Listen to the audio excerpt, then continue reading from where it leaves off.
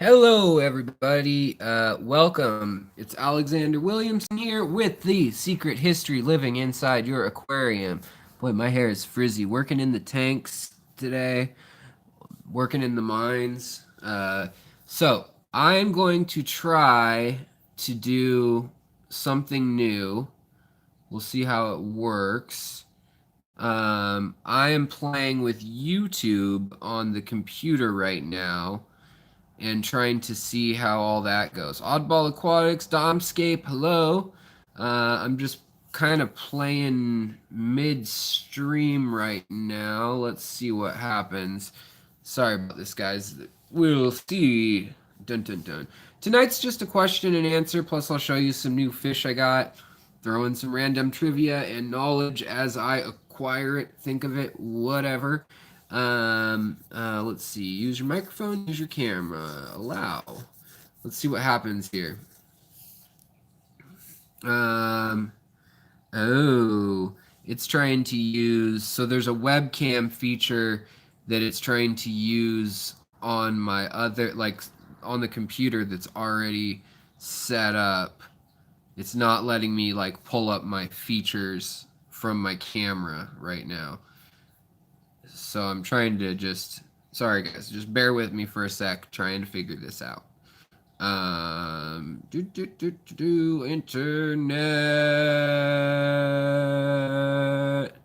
Internet.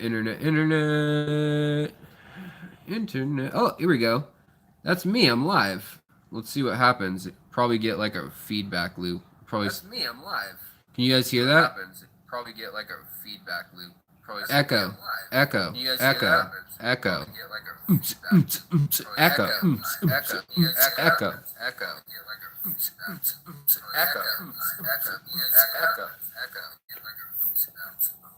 Okay. All right. Now that we've established that that works, okay. So we've got, let's see, this stream should be, whoa. Are you guys, okay, it was really shaky for a second there, and it's not on my phone, but it is on my screen. So if you guys are seeing that, geez, I am sorry. Let's see here. Pop-up chat. Yeah, thanks, Betsy. Betsy is our wonderful admin right now, and just looking at, she's throwing up all sorts of stuff for us. So thank you. Yeah, let's see here. What happens when I do this? If I lose you, I'll just start another session real quick. But okay, no, that's all good. That's all good. Camera. Oh, okay, I see what's going on. All right, so, well, in the long run, I want to be able to do more. I'm learning, guys. I'm not the most tech savvy with this type of stuff. I mean, I can write you some HTML 1 through 4 or JavaScript all day long. I remember learning all that in my teen years and younger, and being into hacking and making games and all sorts of fishing stuff, pH fishing. But now I don't know any of these new deals. Thank you so much, Betsy. Peter L. says, would you be willing to ship some green dragon plecos in California? Can we work a deal out? Yeah, I am sending some out. Boy, my face looks so bad today. I'm sorry, guys. I promise I didn't know I looked so bad. I would have worn foundation. But yeah, the lupus is definitely taking a toll. So if this is a short stream, it's a short stream. Sorry. Let me flip this around. This is the front camera, which is the suck camera. So a couple pieces of news. For those of you who are rooting for me to find it, I found the mysterious shrimp that's a color changer. I think it must be an X-Men shrimp. This Neocaridina who looks like a dull tan color now, but it's got bright yellow eyeballs and a blue tail. Now I see like a pink color to it and like kind of an orangey black on its body. Very odd, but if we can see the fronds on its tail, it's just in the worst spot to film it right now. They're blue, and its underbelly is blue, and its sides are tan. So somebody was like, "Get that shrimp stat." So I hunted for it all night because I was like, "Yeah, you know what? I do kind of want to see what happens." Looked at it, found out that it was a female, and I decided, okay, well, if it's a female, once it's pregnant, I'll swoop it out of there if it does get pregnant, and I'll try to put it into a quarantine, and we will see what babies happen. So what you just witnessed right there, these are the Blue Dream shrimp. This is my Ultra A team, as I like to call them. These are from Lucas Bretz Blue Dreams, and his Blue Dreams are phenomenal. Anyways, um, and thank you, Betsy. This was a spur of the moment live stream. I was supposed to go on earlier, and I was going to call you, yada yada. Then my mom came and wanted to see how I was doing with the electricity strike, with the lightning strike, so on and so forth. And my mom kind of delayed the live stream. So I want to show you guys these new fish. I really, really, really love these fish. They are right now. These two are mated up, so they are love the current. I put the filter that Betsy sent me. Thank you, Betsy, so much. It's blinking at me that it needs a new filter. What a scam! Because I just put a filter in it. Like it has a filter that got a little bit of ADA dust in it. So thank you, Betsy. She sent me that filter because she's the nicest moderator ever, I guess. Probably, yeah. And I hope that your monolith of a kidney stone is getting better or not hurting worse, anyways. But in any case, these guys are called multi-barred or multi-striped hillstream loaches or multi-bar loaches. They've got a lot of different names. Dwarf multi-bar loaches. But what do you guys see here? Oh, good. Betsy, you have a surgery date. Congrats. So what you're looking at here is a very calm. He was yellow when he was all pissed off in the bag, and I got some cool yellow shots of this guy. But he's teeny. He is very teeny, but thanks to see, I mean, he's not as small as my thumbnail. That's a weird angle. He's like maybe an inch and a half long. But that's an L134, and I got 3 of them. And they are just incredibly beautiful fish. Even his eye follows through with the stripe pattern. I don't know if you guys can kind of see that, but the pupil on his eye. They do have spines, which is interesting. They're not, I don't think they're venomous or anything like that, but they're not like your bristlenose plecos. They are like, they're like a candy stripe or a different type of pleco. They're in the Peclatia compta family, and they basically eat meat, like dead fish and stuff like that is their preference. But that being said, they'll also eat some vegetation. Um, how do I get into contact with you? Yeah, so for everybody, I'm getting this question more and more, and I'm excited by it. Thank you guys for being interested. It definitely helps because I have a lot of medical bills. So when I'm getting like fish sponsored to me, I'm not getting paid by anybody except through Patreon and super chats. But uh, basically, I was just trying to say that when you buy a fish from me, it's a nice way for me to translate, like, oh, Aquatic Arts sent me a fish. I bred those fish and did a species profile video and also discussed it a little bit. And then someone in the community got to get the babies, which I think is a great way to do it, and I can do a fair price. That being said, shipping is a pain in the butt and is totally annoying, and I don't want to ship certain things just because like I don't want certain like rare stuff to die or whatnot.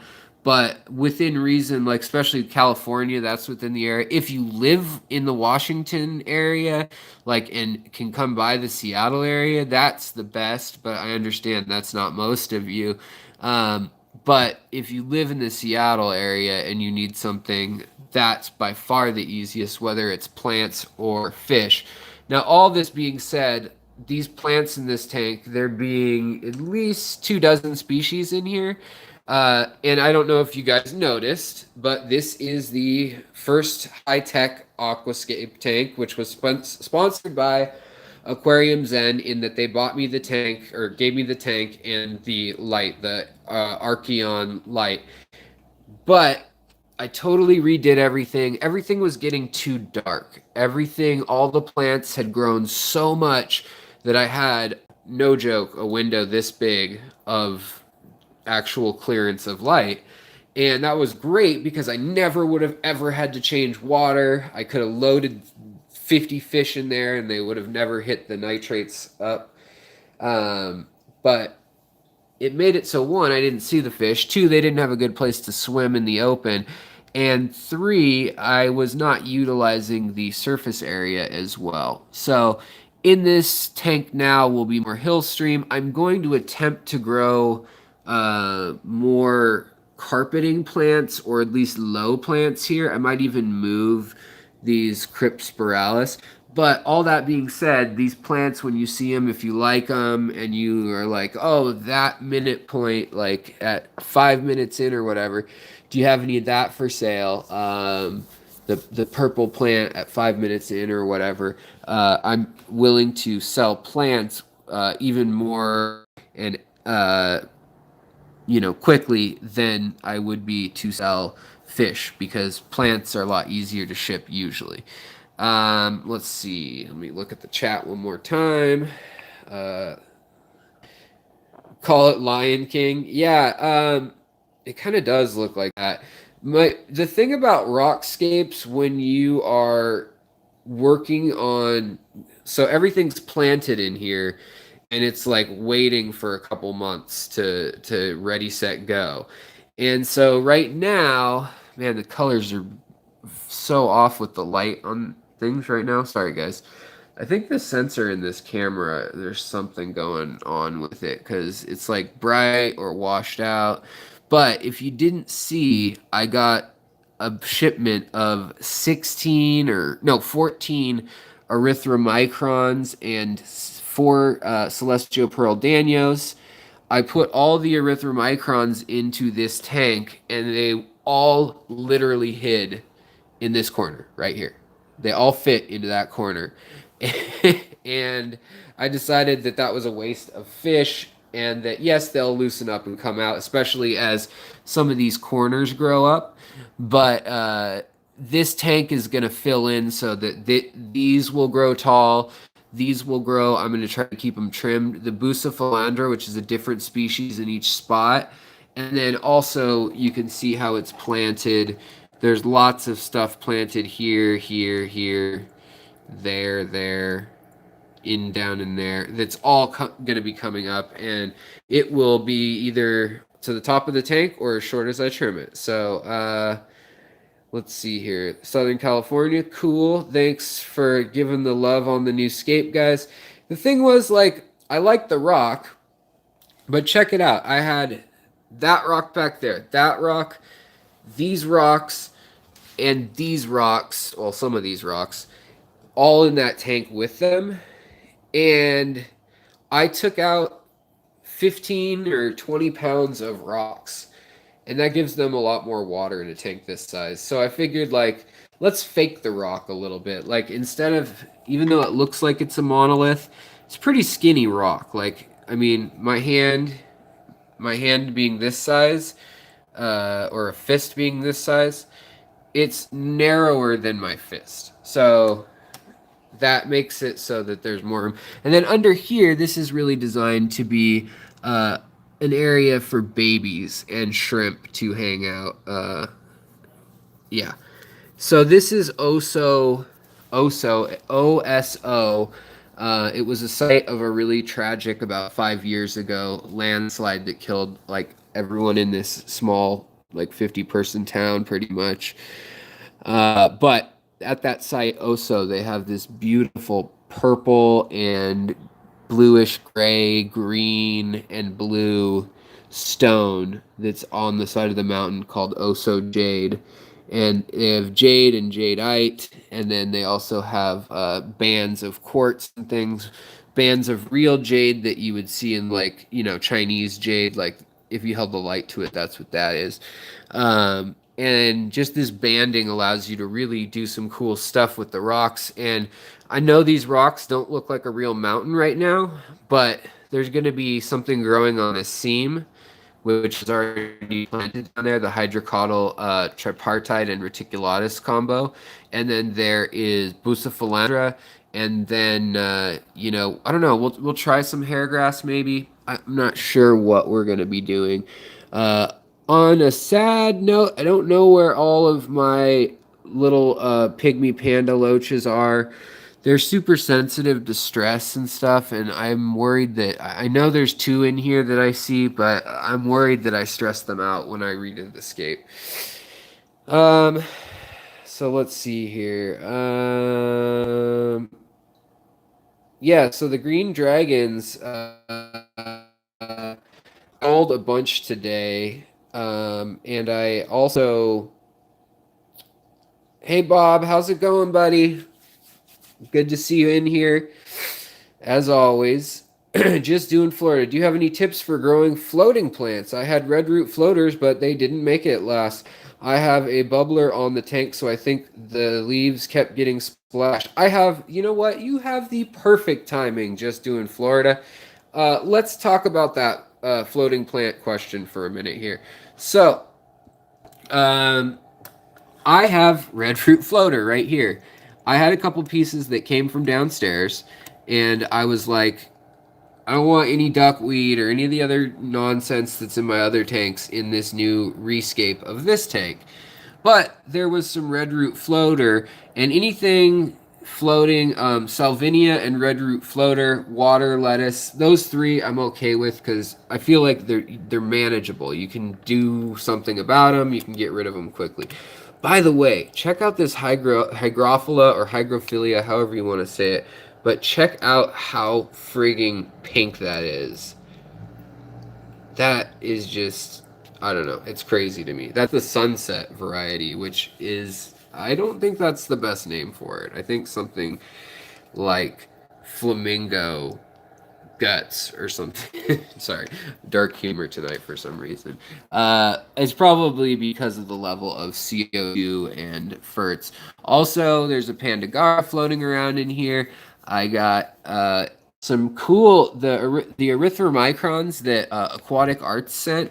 And by the way, Aquatic Arts, they officially sponsored for the first time, which what that really means in my channel's terminology is they sent me a box to kind of maybe make up for the fact that one of the plecos they sent got hurt, and we didn't know if he got hurt in transit or whatnot. But then one of my other plecos died because of an infection related probably to the infection on the cut of the hurt pleco.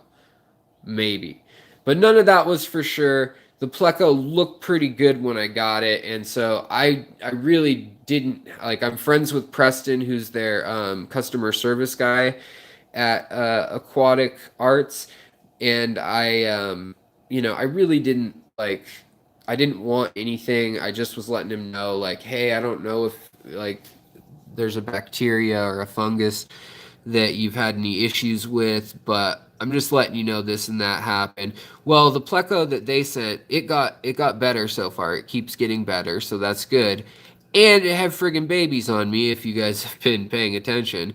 But in light, in spite, despite all of that, Preston and David and Crystal. So David and Crystal started the company. David started Aquatic Arts originally with a 55-gallon of red cherry shrimp, which he then got to a painted fire grade. He literally was going to be out rent money, and he like broke his back as a UPS driver and was just literally down to not enough money for upcoming rent.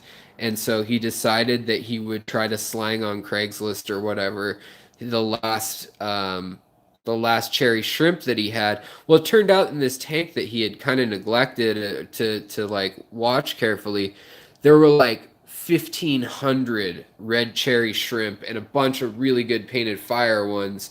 And so he kept breeding them and selling them back when they were like going for 10 or 15 bucks a pop when they were still newer and really exciting to everyone. And he had some of the first early morphs, the Rileys or Rilleys, however you want to say that. But I usually say it both ways because a lot of people don't know what I'm talking about because they say it one way in their head versus another. Um, but by the way, look at these striped loaches. They're so in love. I don't know. I just think that's cute. I think it's cute when fish are in love because they're such instinctual little critters, and usually it's like salmon or whatever. You know, they're just like do or die, get to the spawn source, and there's not a lot of uh, affection. You don't think of fish as affectionate. And Kroger Marcus, hello. But these fish definitely show a little bit of that, and I like that. Also, something interesting. So with Aquatic Arts, which is David and Preston and Crystal, Crystal being the wife of David, who had those cherry shrimp. So he started doing that. He started taking in other kinds of shrimp and basically he got into mostly shrimp, mostly just shrimp and some plants like bucephalandra and stuff like that. And it saved him, it paid his rent. The next month, he kind of invested in himself, got some new shrimp, and you know, he's doing odd jobs, and I think he sold off a bunch of tanks of other stuff too. But he now has a dozen employees working for him, which to me, like, that's a good sized company. It's online, like, more power to him. He started from the bottom. And some people were kind of ragging on them as being trans shippers, and that's like in the home breeder industry, that's to say that just like Aquarium Co-op or other places like that, that they're ordering from Thailand or Germany or wherever, usually Southeast Asia, for the price in the price in is way cheaper in that region. But regardless, that's called transcontinental shipping, and because of that, some people don't like it. They think that it's like a lack of skill or trust for the craft or something like that. But the Gnome Chertok, awesome, congratulations. But in any case, I don't knock anybody for being a trans shipper, especially if they then take those animals and try to raise them. And the biggest thing, and people used to have this critique of Aquatic Arts, was that they quarantined for 15 to 20 days and not like a full 30 with their shrimp. But now they have all new protocols and programs, and they're really like above what anything needs to be on the standards with like their red cherries and stuff. Those are like 60 days out sometimes because of the green fungus that has attacked the entire shrimp industry. Everyone's being really careful. Nobody wants to lose their stocks. So even if people in the past had neglected things, I'm not talking about them. A lot of international trans shippers, you'll find out, are now quarantining things longer, or they're selling dirt cheap. So beware on like eBay, they'll sell dirt cheap and basically just try to get rid of everything before the fungus or whatever can attack. So this is some Godzilla Bucephalandra that I got from Aquatic Arts. Also, when they sent those fish, they and some shrimp. But when they sent these leopard frog plecos, which were yellow when I got them, two were, and they get that way when they're like excited or mating, or I don't know why they do it for sure. I don't think anyone knows like 100% because it's not just in one occasion. Sometimes they just do it randomly, but they can turn like kind of a yellow color. And at one point, one was like banana yellow or something like that, real yellow, more than that, like lemon yellow. And they sent those, and I thought that was so nice. I also was able to talk to them, and they said that so many of you guys from the channel have been ordering from aquaticarts.com that basically will be able to get 15% off everything, if not more in the future. So that's just like a really exciting thing for me and for all of y'all, I hope. So use that code. Also mention that you're watching from this channel, and you'll be able to then Preston, the guy who does all the customer service. I think he's wanting to make a point of getting people in the club to be longtime customers, and so I've heard several people say he's sent out special stuff, so that's cool. Candy's there on LRB. Well, I'm gonna lose some people, so I'll wrap this up shortly, but let me answer that question about the red leaf floaters that I forgot. These guys are tricky. I'm gonna tell you they're tricky. They need an area that's completely still. Put a leaf or something there and come back in an hour and see if it's still there. That's what you want to look for. Beyond that, they want light and iron, and they need nitrites. So they need all the fertilizers. They need the ammonia that fish make. They need CO2 to turn like blood bright red usually. Now I have grown them low tech, but the biggest thing is if you have a hang off the back even, that's enough of a current that it could screw up the red root floaters. See this red root floater here? It is working its way back ever so slowly. And even a fish or a shrimp on it can nudge it back in. So unless you have a lily pipe that hangs over and puts the water in like this, you may have a hard time keeping those. But what I do is I will take, actually that tank was a good example of it, even though I'm not using it for that reason. I will take foam or filter floss from another source, and I'll take it. And the only thing about this is it gets less oxygen in your water. But if you don't mind the look of it, you can take this and you can have it stick out like an extra this far from here.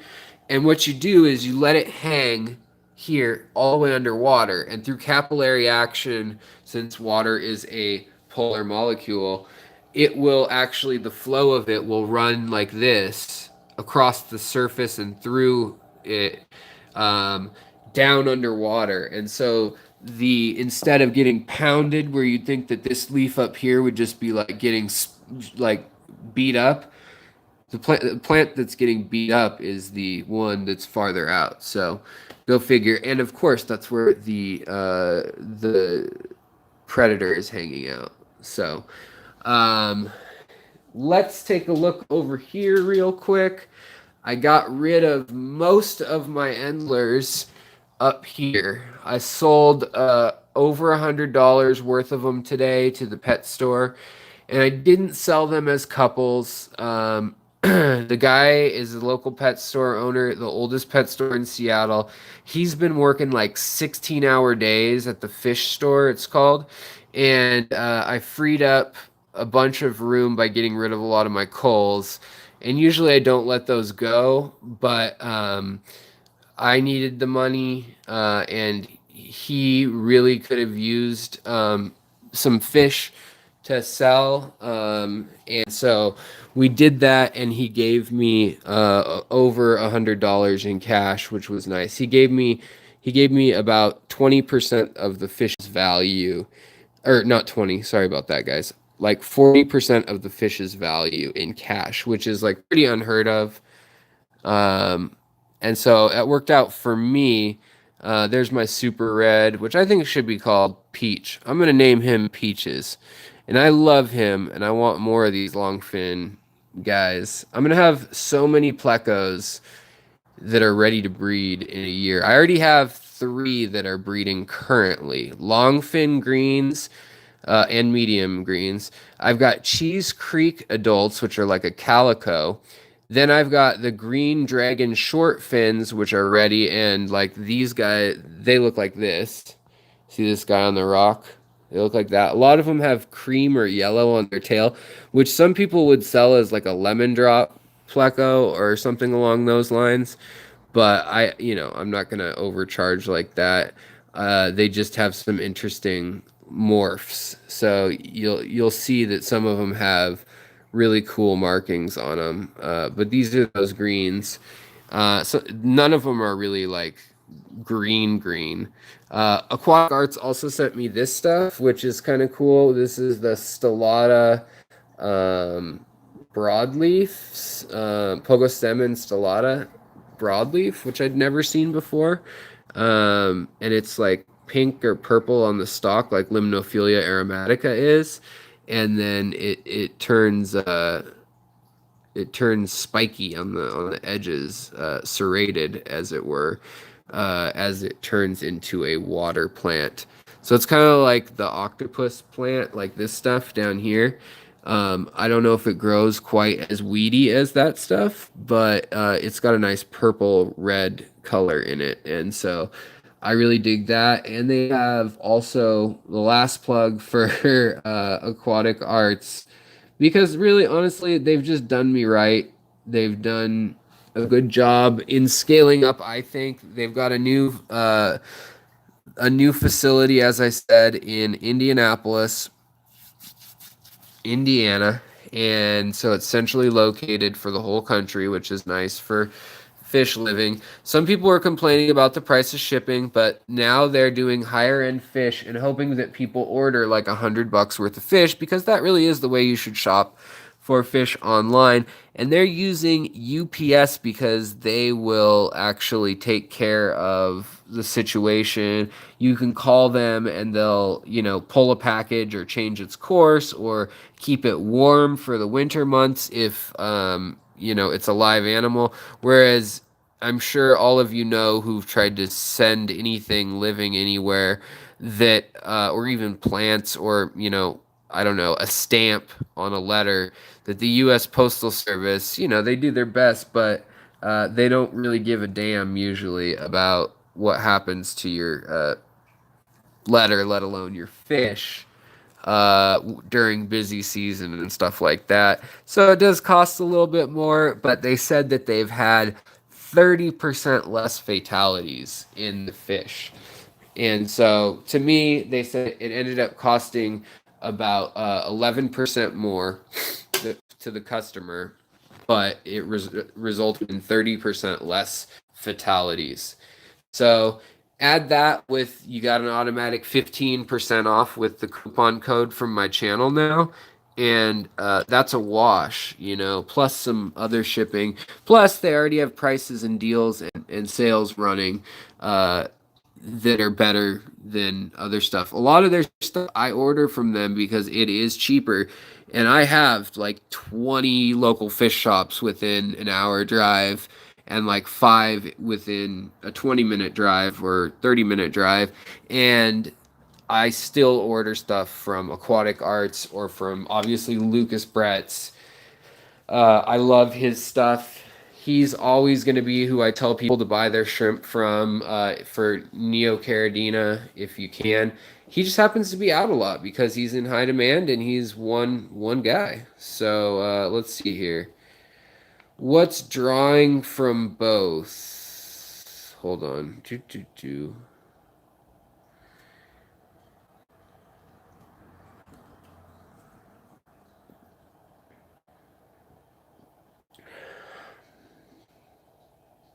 Sorry, guys, I'm being quiet because I'm trying to see what's going on in the chat. I'm lost in the chat, honestly, right now. I don't know what's being said. But let's go downstairs. Hold on, let me get a new soda. I'm sure I'm losing everyone because of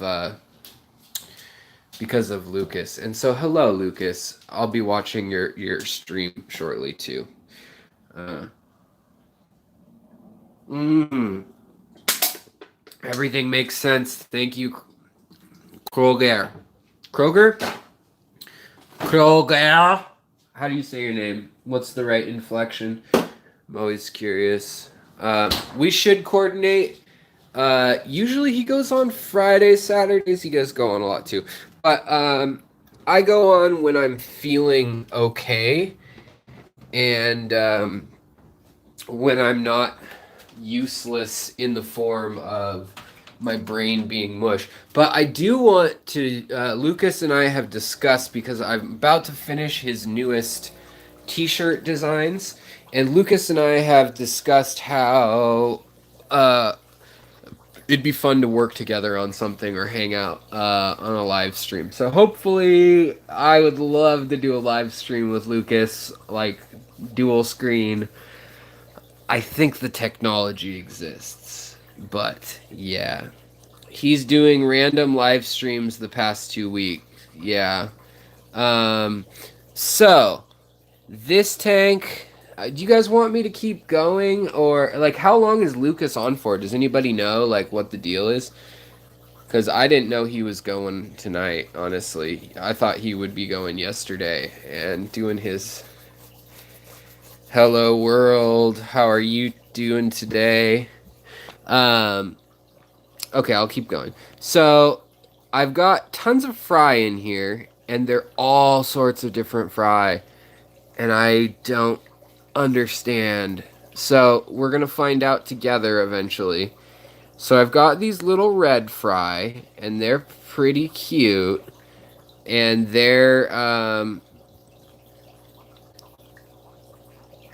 uh, they're pretty cute. I don't know what they are. And then we've got some of these fry, which are definitely endlers. Do I have any sort of filter shrimp? No, I don't have any bamboo shrimp or anything like that right now. I do have Malawa or Malawa shrimp, but they grab things with their hands, which are pretty normal to a, a dwarf shrimp. They're not like fan hands, but they do filter the water, and so do all shrimp, actually, but that's just not their main strategy. Like Caridina, and Caridina shrimp will actually use their hands and pick up like chunks of stuff and run off and hide in a cave and eat it like a troll. Um, so in this tank right now, um, yeah, this tank would be good for a bamboo shrimp, probably. They kind of scare me. Not gonna lie, they kind of spook me out. I need to trim this tank again. Oh, while I can see them. So, can you guys see this? I would assume the answer is yes. This lone tetra, this black neon tetra with the red eye. So, she's hanging out, doing her thing. I've been trying to catch her forever. She had 9 other friends of hers in there when we started this tank, and I was like, you know what? I don't want them in there. They're being nippy. And they weren't schooling, and they were being nippy, and so it just wasn't what I wanted. So I pulled them all out except for her. Can't catch her. She's wily. But look what I am finding now. And I took the first 4 or 5 and put them upstairs with the others. But now I'm finding more and more of these things, and I don't know where they were hatched or where they have hid, but if you look carefully down in the underbrush of life, there are little teeny fry of all different sorts, all throughout this tank. And so a bunch of fish have decided that it was a good place to hook up. Over here we've got the other, also known as the Imperial Tiger Pleco, but we've got the other one down here. I just didn't want to put all my eggs in one basket, so I put two upstairs in the little tank and one here. Then these are my green longfin plecos who don't want to mate. I don't know what their problem is. But yeah. Fake name, what is up? He just finished 14 minutes. Title of live stream was Full Fry Rack Walkthrough. Okay. All right. Well, you know what's funny is the numbers in this chat just like went up 5 or 6 or something the second that his chat ended. So I know that we share viewers and so forth, and that's great because I like Lucas, and I almost have the design for his new shirts figured out, I think. And he, if you didn't know, he's been selling the design that I did for him online on shirts and on other stuff. You can check that out. That artwork is my kind of cartoony, rough artwork. Now, for the person who asked about, if they're still in here, I don't think they are. For the person who asked about growing the red rooster plant, this tank, I am successfully growing it. And that has worked out because this water is so still over here on top because it has a matrix of other plants. And so I've been able to sneak in, even though that's right next to the waterfall of the hang off the back. This is a healthy red rooster plant. There's some salvinia, and there's this friggin' duckweed that I just last week I got almost every piece I could see. I got rid of it, and I just felt so good about it, getting it out of here. And nope. Oh, Blake's been lurking. Sweet. The green dragon. I don't know what the green dragon's. I wonder what the green dragon's number is. I don't know if it has one. Interesting. But the right now I've got L144s, which are they're like a yellow somewhere between this and like a banana pale yellow, and they're hanging out up here. They're in a very tannic tank, obviously. Also, you may notice that all of my snakeskin platinum guppies from Dean Tweedle, the master breeder, as he is titled on Aquarium Co-op's channels, all of them have gone to new homes now, so that's good. I needed to try to come up with like, I don't know, almost $1,000 in medical bills overnight, basically, and so I sold every extra Endler or guppy that I could put my hands on, plus a lot of little other stuff. But in here, he is taking care of the babies. I thought he was dying because of that wound that he had, the whole infection thing. But no, there's a bunch of babies in there with him, and he's still in there, still not eating. He's just taking care of his babies, and hopefully he can get out of there and take care of himself again soon. Now down here, we've got just a mix, a mash. Still working on this line, and there are a ton of babies that are about to. We'll see how the next generation. There's actually F9, 10, and 11 all in here, staggered. Or actually, I guess that would be F9, 10, 10A, 10B, all staggered in here. But yeah, in here we've got some more green dragon plecos. Julia Corridoras have been breeding.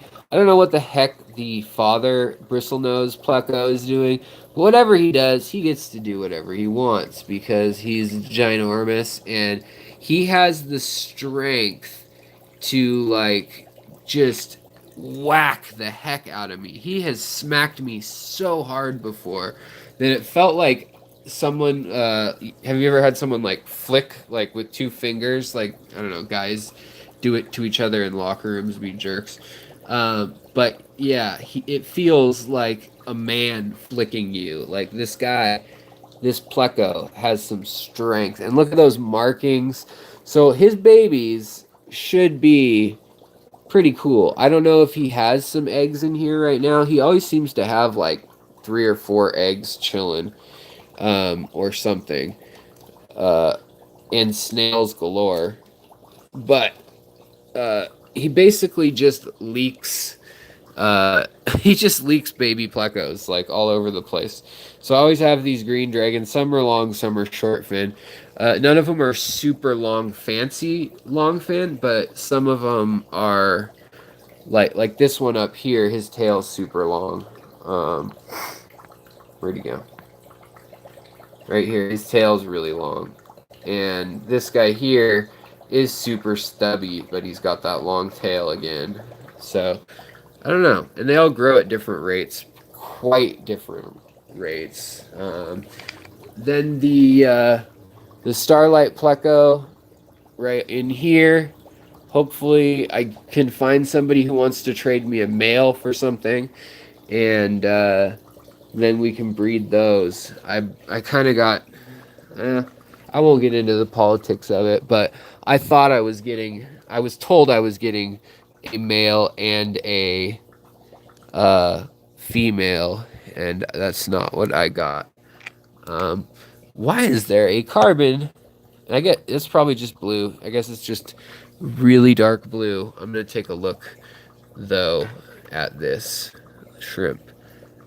Yeah, he's just really dark blue, but that's probably a coal because it's this might as well be a carbon shrimp. You can see the new baby shrimp too. These guys are like a couple days old. So shrimp doing well in here. Also, I've got oh yes, I was like, where the heck are they all? Like I'm so worried about them. I don't see any of them. I just found them all. So here are the L144s. Every single one of them, it looks like, is hanging out in the corner. Let's see if we can get a better view. Probably not because of the algae. They're eating the algae off the corner, and that's why this tank exists. Is there are no fish in this tank that eat fish? They're just shrimp and really teeny fry, and then they get moved once they're of size. These guys, no joke, were not even a pencil lead thick, like in size when they were born 4 days ago, I guess. And now it looks like each of them, with although skinny, they are now probably half an inch long. I don't know. Let's see. One, two. I'm trying to count how many there are. I am really excited because they were these like awkward little egg sac yolky guys that were just sitting all over the place and just kind of fumbling around. And I thought, I wonder if these shrimp are going to actually take advantage of that. Here are the Babalti shrimp, by the way, the neon green Babaltis. I got another dozen of them. So hopefully this colony of Babaltis will work. They seem a lot more spry. They're not quite as green, but they're way more energetic, and they were shipped overnight. See, he's eating. What is he eating right now? See, there are some dead plecos. Anyways, Yoki guys. Yeah, for those of you who are not familiar, when plecos give birth, when a lot of fish give birth, they don't just give birth to a fish or an egg necessarily. Like, they'll give birth to an egg, and then that's not giving birth, but they will lay an egg. It will then have a head and a tail and just kind of roly-poly wiggle around, but the egg part the sac of the yolk, like the yellow part of an egg at breakfast, is attached to the wall of a cave or a plant, and they can't do anything. They can just like their spinal column twitches, and that's it. And then at a certain point, depending on the species, they end up moving around, breaking free of that stage, and then they become, instead of larvae, they become wigglers, and then they become fry. So, but it looks like, even though Dad is guarding the majority of them, it looks like we've got 1, 2, 3, 4, 5, 6, 7, 8, 9, 10, 11, 12. Looks like we have 12 over there. And I'm really happy. If there are 12 L44s, that is a good return, and hopefully I can grow those up, breed them out. But those will probably be for sale too soon. For those of you curious, I am really looking for a male starlight with the blue color on its seam rather than the white. L183. I'm really looking for one of those because I've got 3 females at this point. I used to have 4. And then I'm looking for more long, fancy super reds. So in here, this you see the post about the L183?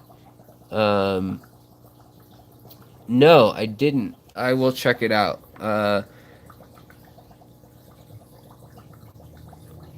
Let's see. I'm reading the chat again. Sorry, guys. I like it when my wife's here so she can read me the chat questions. That's always nice. Let's see. Bevan Baptiste, hello and welcome.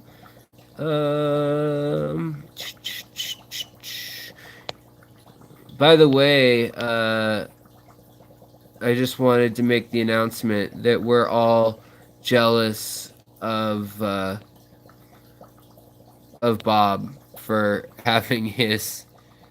Oh, Betsy, what's the post? I don't see it. Like, I scrolled up. I must not be seeing it. I don't want to scroll up again though. I'm sorry. I'm sorry, y'all. But so yeah, the Blue Dream's doing well. Oh, okay. They're doing well. Catappa Leafs, always a good thing. And then in here, let's see.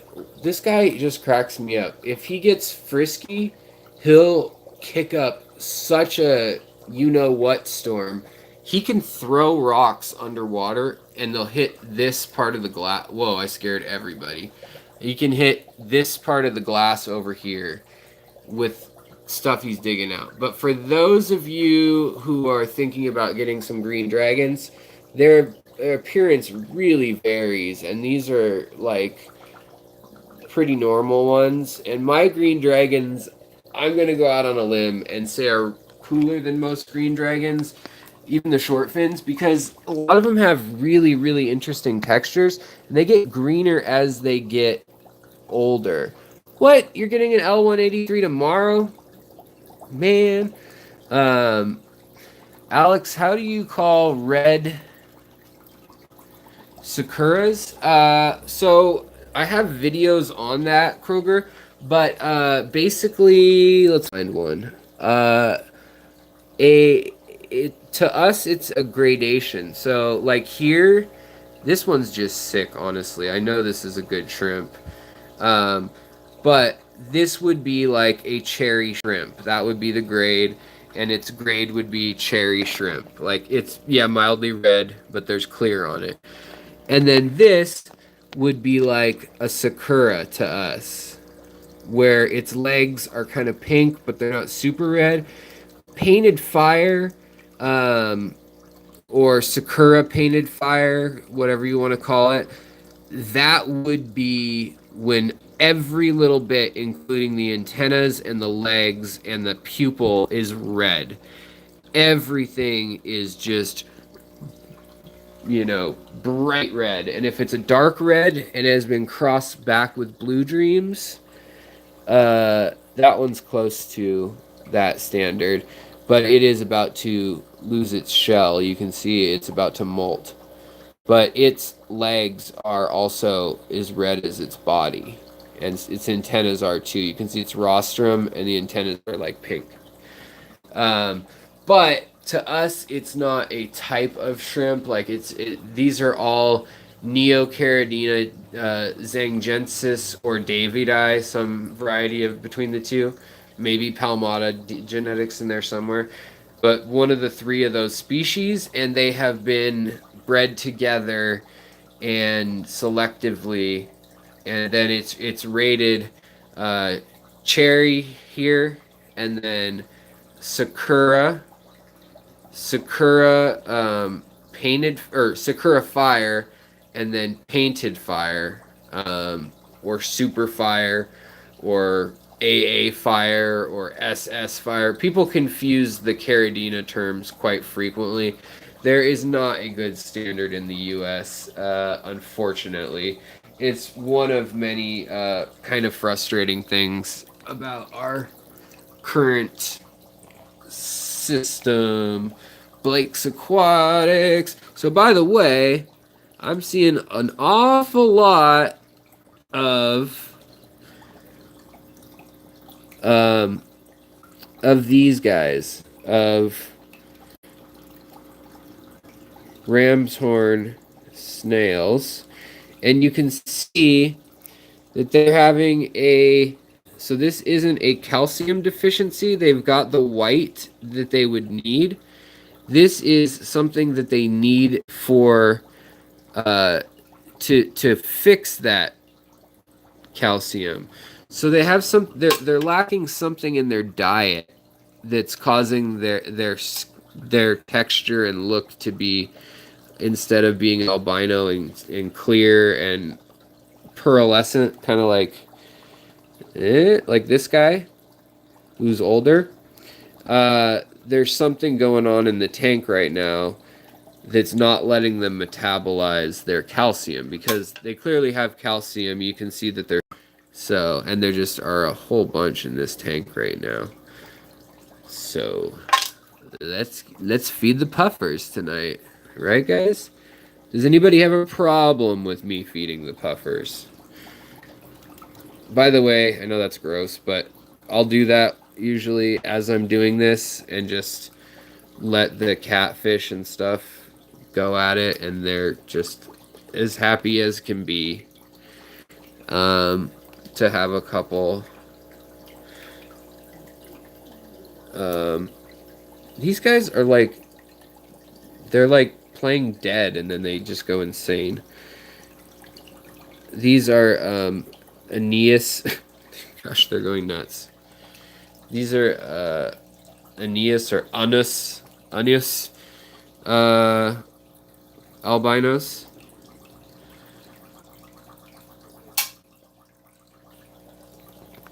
So, also, by the way, the meds that the babies were born under,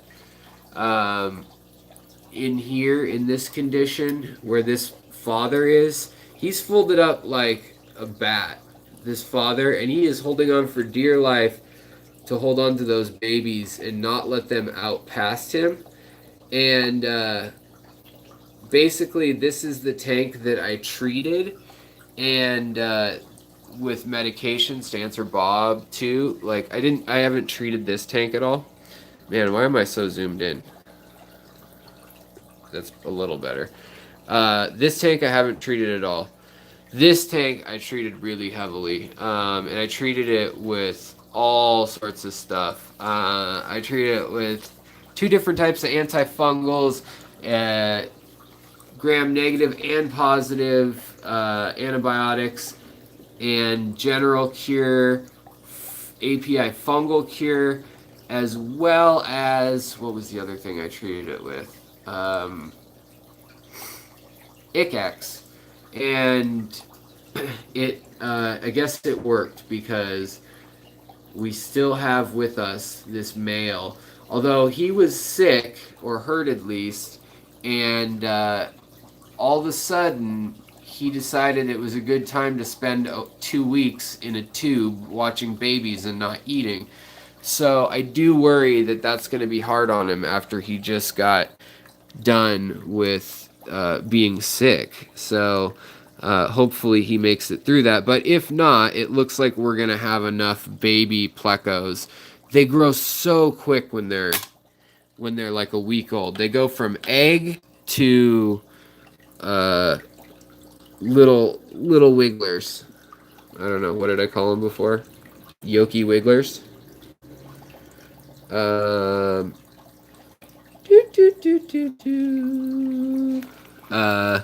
yeah. So does anybody have any problems, questions, concerns? They want to yell at me? Anything like that? Yeah, you can see here. That is older snail that had some issues with calcium. And as I threw it in the box that I'm taking upstairs, it actually broke its shell. So that tells me right there that it has that ram's horn snail has gotten into an accident. Now look at how small some of these plecos, these green dragon plecos are. Um, some of these are born at the same time. So like this guy here near the tip of my little pincher thing, and this guy here, and let's find one more, and this guy. Those are all the same age, and to me, it's just like, holy cow. It just surprises me that there can be that much variance in age.